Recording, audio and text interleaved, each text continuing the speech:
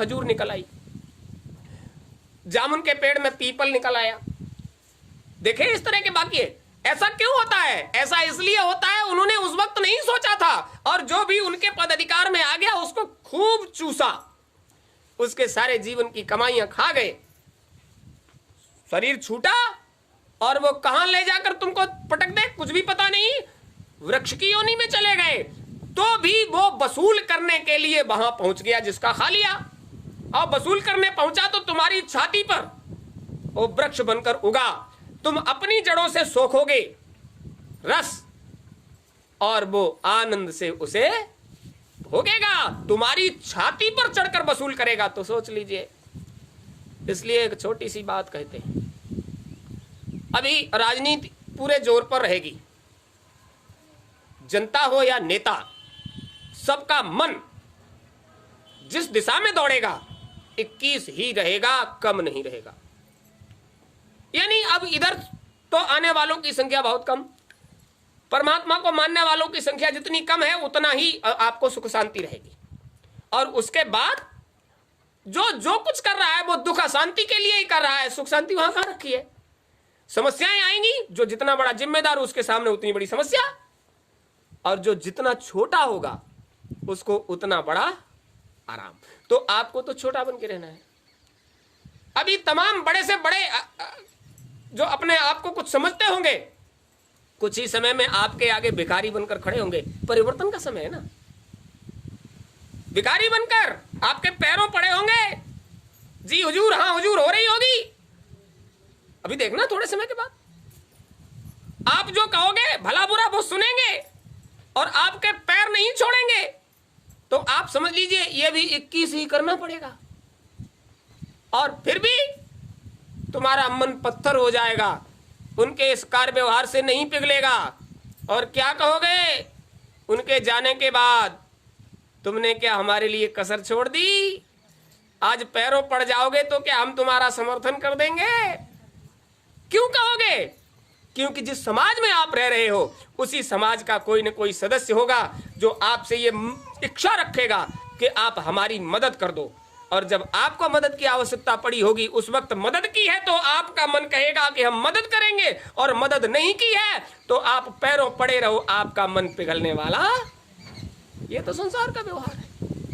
यही हाल कुदरत का है।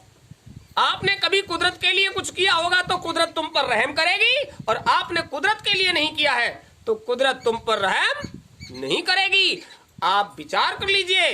गुरु महाराज कहते थे उस भगवान की बनाई हुई खिलकत को खुशहाल रखिए, और आपने क्या कर दिया? अपने छोटे छोटे स्वार्थों के लिए हरे भरे बाग बगीचों को कटवा दिया।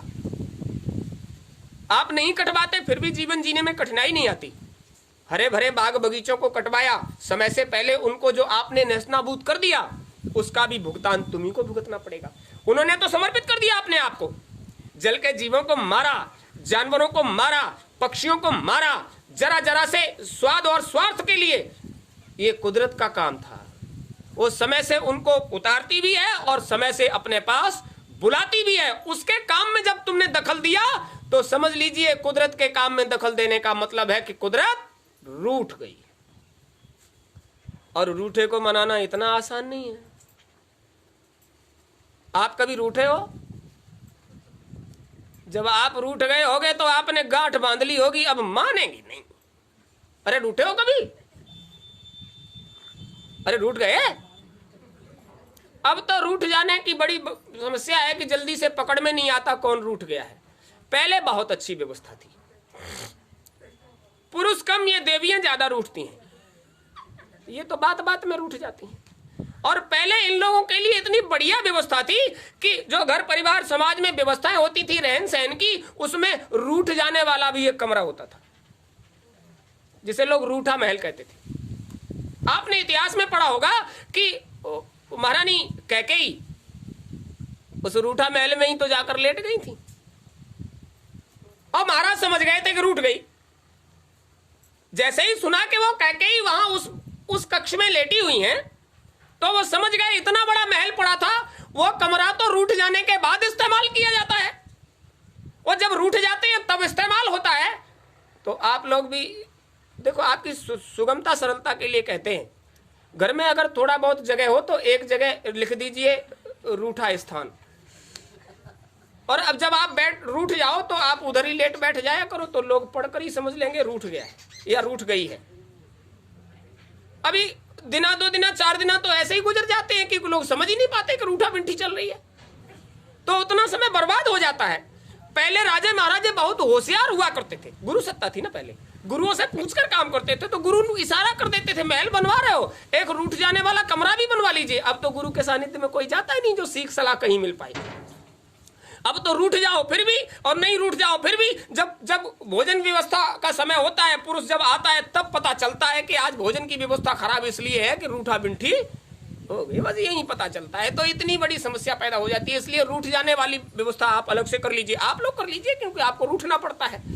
तो आप समझ लीजिए कुदरत रूठ गई है, और कुदरत ऐसी नहीं रूठ गई है, कुदरत का कोहराम मचेगा 21/1/21, और कुदरत का ऐसा कोहराम मचेगा कि एक दूसरे को संभालने वाला नहीं मिलेगा। कुदरत ने छोटा सा शगुफा छोड़ दिया था, एक वायरस जो दिखाई भी नहीं देता, जो दिखाई नहीं देता, उसकी वजह से दुनिया में कोहराम मच गया। और कुदरत जब दिखाकर काम करेगी, आपने कुछ समय पहले नमूने देखे होंगे, कुदरत ने नमूने दिए थे। उत्तराखंड में आपने देखा था देवभूमि, आप यहां प्लेन में हो, आपको कोई दिक्कत नहीं हुई थी, वहां पहाड़ों पर बाढ़ आ गई थी और लाखों लोग उस बाढ़ में बह गए। जिस समुद्र ने प्रभु श्री राम के लिए मर्यादा भंग नहीं की थी, कहा था पुल बनाकर निकल जाइए, हम मर्यादा को नहीं तोड़ेंगे, तो प्रभु श्री राम ने पूछा क्यों नहीं तोड़ोगे, हमारी मदद के लिए भी नहीं तोड़ोगे? बोले नहीं, सारी मर्यादाएं कलयुग में तोड़ी जाएंगी, अभी मर्यादा तोड़ने का समय नहीं है। अब कोई मर्यादा तो नहीं बची है, सारी मर्यादाएं भंग हो गई, तो सारी मर्यादाएं कलयुग में भंग की जाएंगी। उस समय के लिए रखा हुआ है मर्यादाओं को तोड़ने का समय। और समुद्र ने मर्यादा तोड़ी, समुद्र दौड़ा और 100 किलोमीटर तक जमीन को निकल गया था। कह रहे थे सुनामी आई है। जितना जगह थी समुद्र के आगोश में आई, वहां कुछ भी सुरक्षित नहीं रहा। ये थे नमूने। कुदरत ने चेताया, हमारी बात समझ लीजिए, हमारे काम में दखल मत दीजिए। बाहरे वैज्ञानिकों और बाहरे नेताओं, अब तुम्हारी सामत आ गई, अब कुदरत रूठ गई और तुम्हें संभालने वाला कोई नहीं मिलेगा। कुदरत के अनुरूप यदि नहीं चलोगे तो आप समझ लीजिए कि अब कुदरत रूठ गई। आकाश से कुदरत कहर बरपाएगी, समुद्र से कुदरत कहर बरपाएगी, हवा से कुदरत कहर बरपाएगी, पृथ्वी से कुदरत कहर बरपाएगी, और तो और प्रत्येक वो मनुष्य जो परमात्मा के सानिध्य में, कुदरत के सानिध्य में अपने आप को समर्पित नहीं करेगा, उसके अंतःकरण में कुदरत कहर बरपाएगी।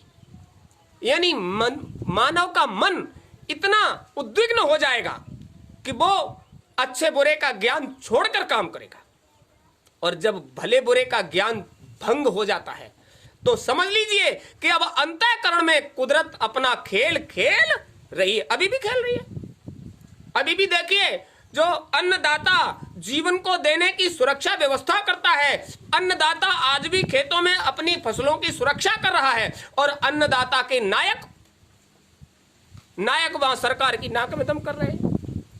अन्नदाता के नायक, अरे इस समय किसको समय है, फसलें तैयार हैं, उनको पानी की आवश्यकता है, तो किसान तो अपने खेतों में काम कर रहा है। किसान के पास इतना समय कहां है कि वो जाकर सरकार की नाक में दम करे। गुरु महाराज कहते थे, ऐ अन्नदाता, तू ही तो सारे संसार का कर्णधार बन गया, यानी हमने अपना काम तुझे सौंप दिया, जीवों के पिंडों की संभाल करता है, तेरे अन्न से पूरा संसार सरसब्ज है। और वही अन्नदाता जब व्यवस्था में गड़बड़ डालने लग जाए तो क्या होगा? तो आप समझ लीजिए, ऐसे अन्नदाता जिनका अंतःकरण खराब हो, खराब मन से पैदा किया हुआ अन्न भी खाने वालों का अंतःकरण खराब ही करेगा, वो उसे अच्छा नहीं करेगा। इसलिए अन्नदाता जब अन्न में अपने कुत्सित विचारों को भर देगा तो समझ लेना कि अब कुदरत का कोई भी जर्रा बाकी नहीं रहा जहां गलत दिशा में जाने के निर्देश मिल नहीं रहे हो। अब जो कुछ भी खाओगे और तो और अन्न को दूषित कर दिया। इतना रासायनिक खादें, इतना दवाएं, जो कुछ कर रहे हो वो बहुत ज्यादा के लिए कर रहे हो और सबसे कम करने की व्यवस्था कर रहे हो। बहुत ज्यादा के लिए कर रहे हो और जीवन को घटाने की व्यवस्था कर रहे हो। सुरक्षित भोजन जीवन को सुरक्षित रखेगा। जब बहुत अधिक विषैली दवाएं, बहुत अधिक रासायनिक खादें जब तुम्हारे अन्न में आएंगी तो अन्न को कौन खाएगा? तुम।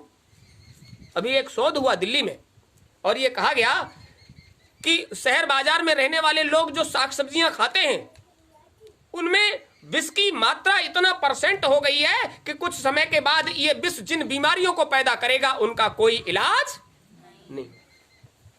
अब आप अनुमान लगाइए, जिस व्यवस्था को आप देख रहे हो कुदरत ने वहां अपनी व्यवस्था में बहुत कुछ कर रखा है।